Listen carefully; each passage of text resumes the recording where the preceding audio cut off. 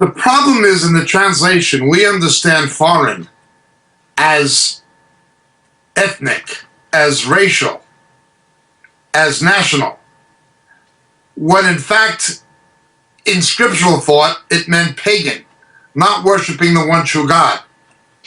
Had any of these Gentile women done as Ruth had done and converted, abandoning their idolatry and putting their faith in the one true God and coming under the covenant of Moses, they would not have been considered foreigners. They would have been foreigners who joined themselves to the Lord, as it says in Isaiah.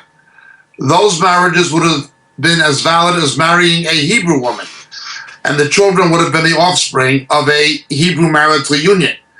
The issue was not ethnicity, nationality, race. The issue was belief. In the New Testament, it has this equivalent: avoid marriage with non-believers. Now, the situation was this. What was called divorce here, garusha, would, I suppose, in modern terms, be legally or juridically translated annulled. The marriages, according to Torah, were never valid to begin with. The marriages were never valid in God's eyes to begin with. Much the same as if someone divorces a Christian wife or husband with no scriptural reason and marries another. That second marriage is not valid in God's eyes. It's an adulterous relationship, but God does not look upon it as a valid marriage. Well, its Old Testament equivalent was that. Had these pagan women converted and believed in the one true God and brought their children up in that belief, according to Torah, it would not have been an issue or a problem. It was the ones who refused to do so.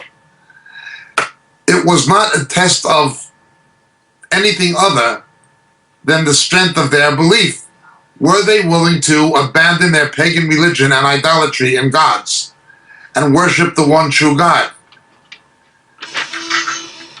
If the answer was no, then they loved their pagan gods more than the real one, and they loved their pagan gods more than their husbands, as it were, albeit invalid husbands.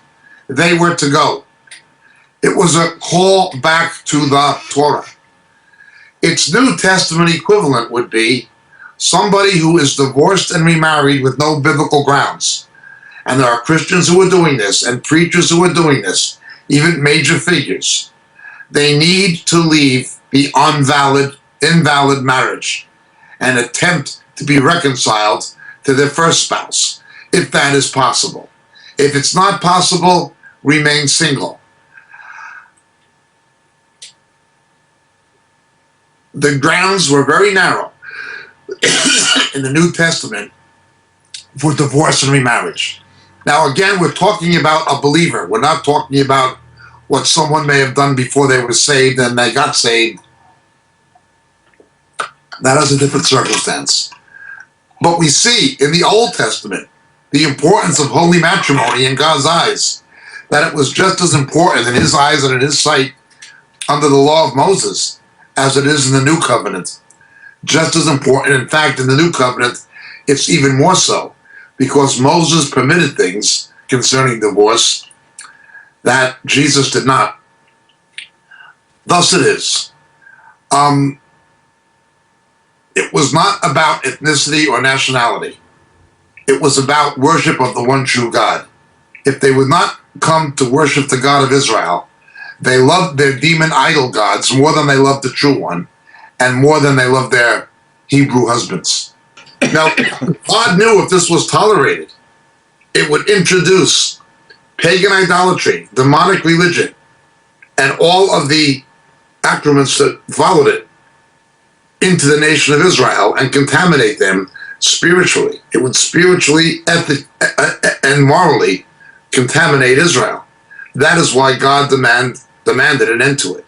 He would not have people who worshiped demon idols, worshiped other gods, intermarrying with his people, bringing those religious and cultural influences into the house of Israel that could only contaminate the children of Israel for future generation. Likewise, you have the intermingling of pagan children with children of those who believed in the true God. God could not allow that. Thank you for your question. My name is Jacob Prasch. God bless.